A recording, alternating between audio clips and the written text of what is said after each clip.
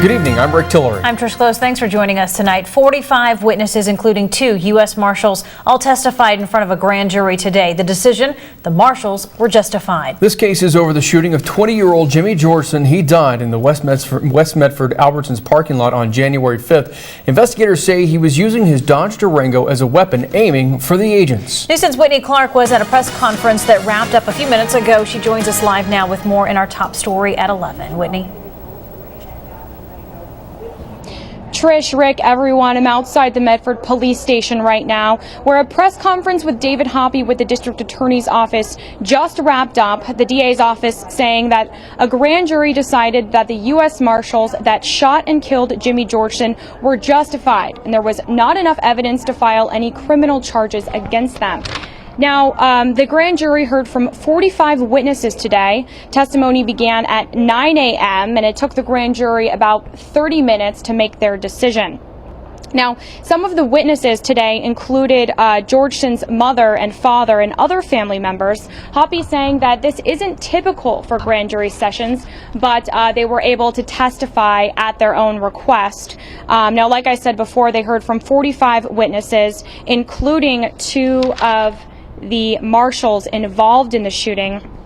Now, the DA's office says this investigation was taken very seriously, and the grand jury today saw a 3D reenactment of the incident, as well as surveillance video in front of Albertsons when the shooting took place. Like I said before, they spent hours putting all this evidence together and listening to witnesses. A thorough investigation was done into this shooting. It was taken extremely seriously.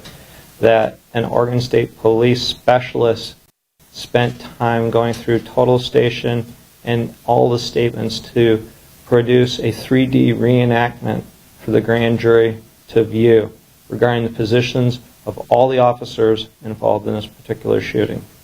In addition, that the criminalists from the Oregon State Police spent tens and tens of hours doing a PowerPoint presentation and going over the physical evidence to make sure that every round was accounted for.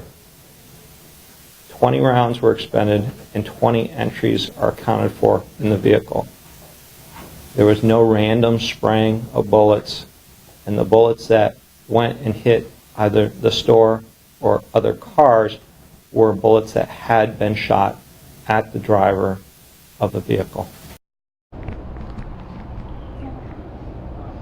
Now, the day after the shooting took place on January 5th, the Marshals involved in the shooting were put on paid administrative leave. Hoppy could not comment if those officers were still on paid administrative leave, if they were already back to work. He said he'll be talking to the family about when the 911 tapes and the other surveillance video will be released. Covering your news in Medford, Whitney Clark, News 10. News 10 spoke with the Georgeson family tonight. They do want to talk about the grand jury decision, but they're waiting to see the surveillance video of the shooting before they respond. The stepdad says that they want to see if Jimmy did anything wrong on video.